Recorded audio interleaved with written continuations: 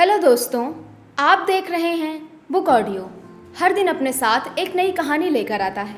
लेकिन क्या आप जानते हैं 14 मई के दिन इतिहास में क्या हुआ था?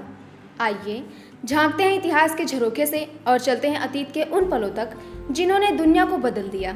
आज का दिन मध्य पूर्व के इतिहास में सबसे निर्णायक है। 14 मई 1948 को डेविड बेन गुरियन ने एक ऐलान किया जिसने इतिहास की दिशा बदल दी। उन्होंने यहूदियों के लिए एक स्वतंत्र राष्ट्र इजराइल की स्थापना की घोषणा की। इजराइल एक ऐसा देश है जो आज भी चारों तरफ दुश्मनों से घिरा होने के बावजूद दुनिया की सबसे ताकतवर सैन्य और तकनीकी शक्तियों में गिना जाता है। लेकिन इजराइल की राह आसान नहीं थी। कभी ये इलाका तुर्की के ओटोमान साम्राज्य का हिस्सा था। पहले विश्व युद्ध के बाद ये ब्रिटेन के कब्जे में आ गया। दूसरे विश्व युद्ध में ब्रिटेन के कमजोर होने के बाद इस क्षेत्र को संयुक्त राष्ट्र को सौंप दिया गया। और फिर आया 14 मई 1948 जब इजराइल का जन्म हुआ। पर इस घोषणा के ठीक बाद अरब देशों ने हमला कर दिया। सीरिया, इराक, लीबिया, मिस्र, सऊदी अरब और यमन सबने मिलकर नए बने देश पर धावा बोला। युद्ध के बाद गाजा पट्टी पर मिस्र का नियंत्रण हो गया और जोर्डन और इजराइल के बीच एक नई सीमा बनी जिसे ग्रीन लाइन कहा गया। 11 मई 1949 को